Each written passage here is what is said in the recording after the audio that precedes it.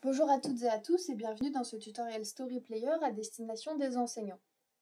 Nous allons voir aujourd'hui comment créer et ajouter de nouveaux comptes enseignants à notre école.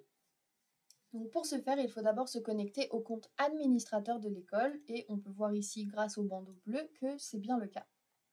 On se rend ensuite dans notre espace compte, sur le bouton Mon compte en haut à droite de l'écran. Et là, on arrive donc dans l'espace compte avec différents onglets. On se rend sur l'onglet Classe, où on va avoir tout ce qu'il faut pour gérer les comptes enseignants. Donc tout d'abord, si on a un compte administrateur mais qu'on est également enseignant, il nous suffit de cocher la case ici, hop, pour avoir à la fois tout ce qui est administration, mais aussi toutes les fonctionnalités enseignants afin de pouvoir utiliser Story Player en classe. Donc là, on peut voir également qu'on a donc le droit à 5 comptes enseignants en classe pour cet exemple, donc il nous en reste 4 à créer. Pour ça, rien de plus simple, il nous suffit de cliquer sur le bouton « Ajouter un compte classe enseignant ». On arrive sur cette page qui est donc la création d'un compte.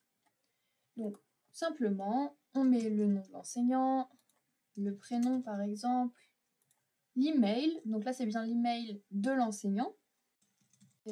Hop, voilà par exemple.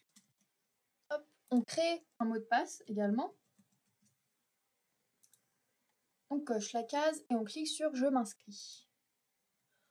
On est de retour dans notre espace compte. On va dans l'onglet classe et on voit bien donc le compte qui a été créé.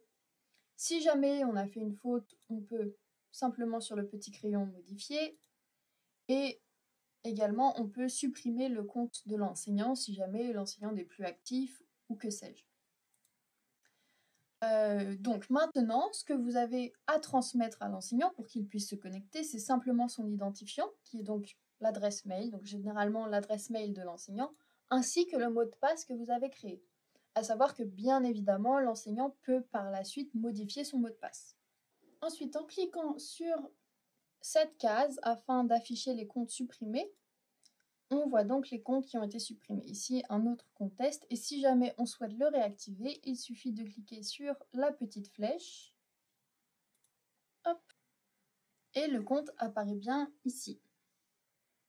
Il vous suffit donc de faire ça pour tous les comptes classes que vous avez pris.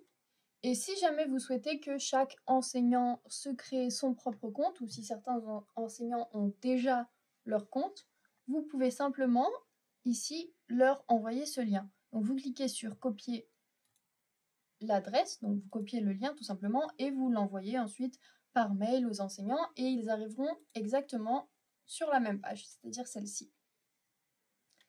Si jamais vous avez d'autres questions, nous avons des pages d'aide dédiées au compte école, à tout ce qui touche aux abonnements école, et n'hésitez pas également à nous contacter.